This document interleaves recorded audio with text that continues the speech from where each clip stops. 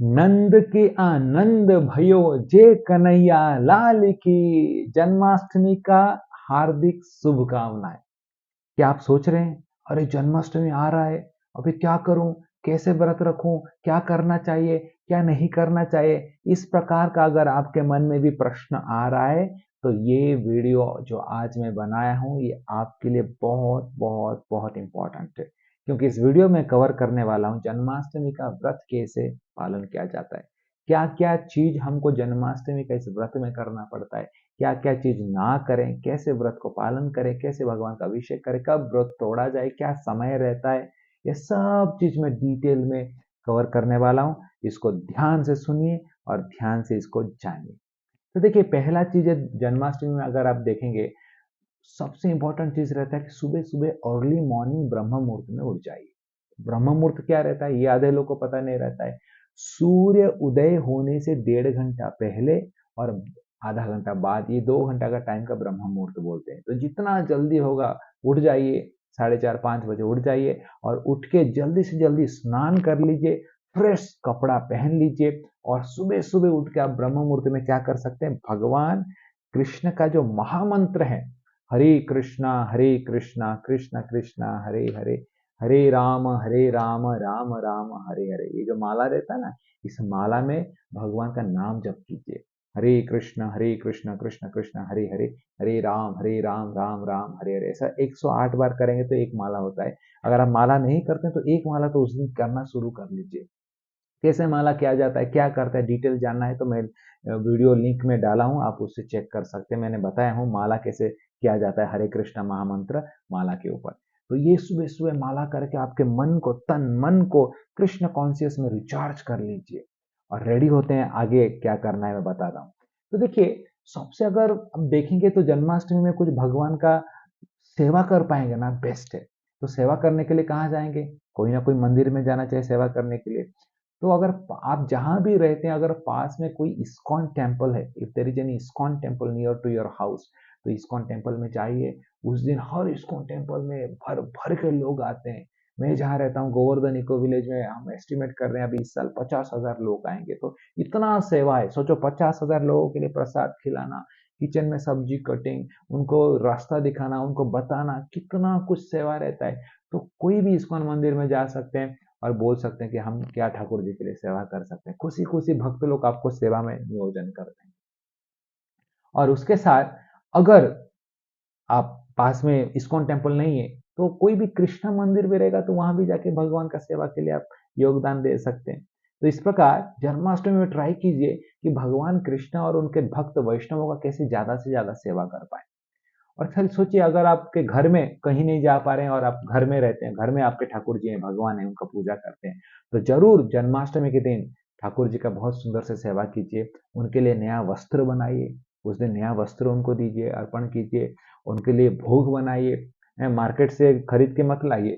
भोग, भगवान क्या बोलते हैं, पत्रम पुष्पम फलम तोयम यो में भक्त्या प्रयच्छते, मुझे पत्ता फूल पत्र भी देंगे तो उससे मैं संतुष्ट हो जाता हूँ, भगवान बोलते हैं। तो भगवान के लिए ज्यादा कुछ ऐसा बड़ा सोच के कुछ बाहर से खरीद ला जरूरत नहीं है। आप घर में प्रेम से कुछ बनाइए और भगवान को अर्पण कीजिए। खीर बना सकते हैं, हलवा बना सकते हैं, स्वीट ऐसे ऐसा कुछ भी बना के भगवान को अर्पण कर सकते हैं। उस दिन अपने हाथों से, अपने भक्ति से भगवान को अर्पण कर सकते हैं। और सबसे इंपॉर्टेंट रहता है भगवान का अभिषेक, क्योंकि ये भगवान का बर्थडे है ना, भगवान का जन्मदिन है। तो भगवान का आपका घर में जो भी अर्च विग्रह रहेगा, गोपाल जी, कृष्णा, राधा कृष्णा, गौर निताई, तो उनका अभिषेक हम कर सकते हैं। अभिषेक कैसा करते हैं, दूध, दही, शहद, शुगर वाटर, घी, इसको पंचामृत बोलते हैं। ये 5 चीज से भगवान का अभिषेक होता है। और उसके बाद होगा तो थोड़ा फ्रूट जूस से भी अभिषेक होता है। तो इस प्रकार भगवान का अभिषेक बहुत धूमधाम से कीजिए। अभिषेक होते समय कीर्तन भी गाइए। और जब अभिषेक हो जाता है, सब कुछ हो जाता है, शाम को इवनिंग को करना।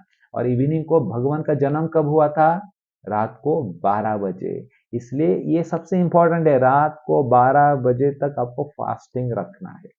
क्योंकि अभी हमारे भगवान क्या करेंगे, अभी ठाकुर जी रात को 12 बजे जन्म हुए थे, तो 12 बजे तक आपको फास्टिंग रखेंगे तो याद भी रहेगा ठाकुर जी 12 बजे जन्म हुए, तो 12 बजे तक फास्टिंग रखना है।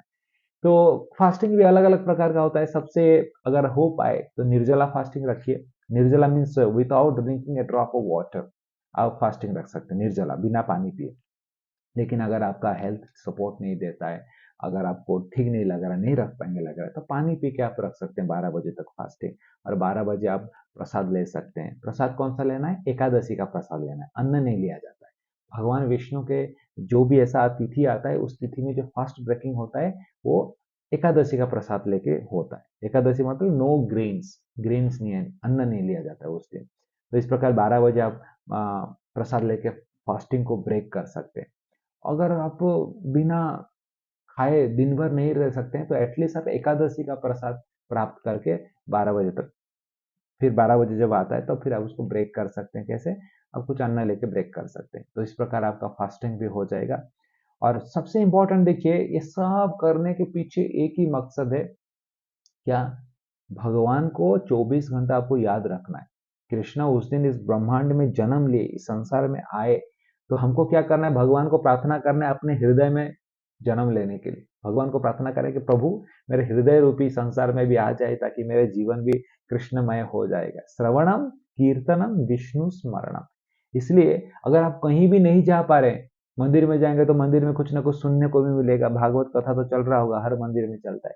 कहीं नहीं जा पाए तो आज के तारीख में सोशल मीडिया है, इंटरनेट है, यूट्यूब है, कितने सारे लेक्चर्स हैं। कोई भी इस्कॉन के, कोई भी प्रभु जी के, प्रभुपाद जी के, कोई भी महाराज जी का लेक्चर आप सुन सकते हैं, लाभ ले सकते हैं।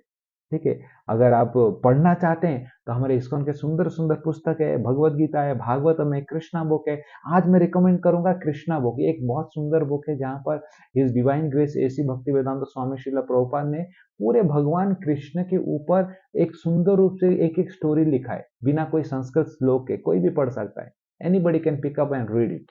तो इस बुक को पढ़ के भगवान के कृष्ण के वृंदावन लीला में डूब सकते हैं। तो जितना ज्यादा होगा भगवान की कथा सुनिए, जितना ज्यादा होगा भगवान के कथा बोलिए, जितना होगा भगवान के लेक्चर सुनिए। समाओ अगर भगवान के स्मरण करके आपके पूरा दिन को कृष्णमय कर दीजिए। इस प्रकार जन्माष्टमी आप बहुत धूमधाम से पालन कर सकते हैं। और सबसे अंत में बोला जाता है कि अगर आप गृहस्थ हैं, फैमिली मैन हैं, अर्न करते हैं, पैसा कमाते हैं, तो जन्माष्टमी के दिन कहीं ना कहीं आपको डोनेशन देना चाहिए। क्योंकि भगवान का जन्मदिन है। जैसे किसी का कुछ बर्थडे रहता है तो हम फेस्टिवल सेलिब्रेट करते हैं, खर्चा करते हैं ना। तो भगवान कृष्ण का जन्मदिन है, तो हमको कुछ खर्चा करना चाहिए उनका बर्थडे सेलिब्रेशन करने के लिए। और सबसे अच्छा देखेंगे तो हमारे सब इस्कॉन मंदिर कितना धूमधाम से, ये हमारा साल का सबसे बड़ा फेस्टिवल रहता है। तो अगर आप सपोर्ट करना चाहते हैं तो नीचे मैंने डिस्क्रिप्शन में लिंक डाला है, उसमें क्लिक करके आप सपोर्ट कर सकते हैं। तो इस ये जो आपका धनराशि आप देने वाले हैं, ये भगवान का सेवा में डायरेक्टली जाएगा जन्माष्टमी के दिन। ठीक है। तो इस प्रकार आप सपोर्ट कर सकते हैं। देखिए भगवान ऐसा नहीं बोल रहे कि कुछ बड़ा अमाउंट दो, आपका जो भी कैपेसिटी आप उसके हिसाब से दीजिए। छोटा बड़ा मायना नहीं रखता है, किस भाव में देते हैं मायना रखता है। ठीक है ना। तो हनुमान जी बड़े बड़े पत्थर डाल रहे थे सेतु में, राम सेतु में। और छोटा सा स्क्वेरल जो था ना, गिलहरी, वो छोटा छोटा रेती भी डाल रहा था। भगवान के नजर में दोनों समान है। तो इसलिए अमाउंट डजेंट मैटर, बट लेकिन कंट्रीब्यूट करना, छोटा बड़ा, वो बहुत मायना रखता है। कुछ ना कुछ दान दीजिए जब प्रभु कृष्ण के इस जन्माष्टमी की सेवा में। तो आइए आप सबको बहुत बहुत हार्दिक शुभकामनाएं। जन्माष्टमी का बहुत धूमधाम से सेलिब्रेट कीजिए। और मैं चाहता हूँ इस वीडियो को आप अपने फ्रेंड्स रिलेटिव्स के द्वारा चारों तरफ शेयर कीजिए, ताकि सबको पता चले कि जन्माष्टमी कैसे सेलिब्रेट किया जाता है, क्या करना चाहिए, क्या नहीं करना चाहिए, ताकि सब लोग अच्छे से जन्माष्टमी को सेलिब्रेट कर सकें और अपने मनुष्य जीवन को सार्थक कर सकते हैं। प्रभु कृष्ण को अपने हृदय रूपी इस अपने हार्ट में इस जन्माष्टमी में स्वागत कीजिए, भगवान का नाम स्मरण कीजिए, भगवान का कीर्तन कीजिए और इस हृदय में प्रभु को स्वागत कीजिए इस जन्माष्टमी की तिथि पर। जय श्री भगवान कृष्ण भगवान की जय। जन्माष्टमी महा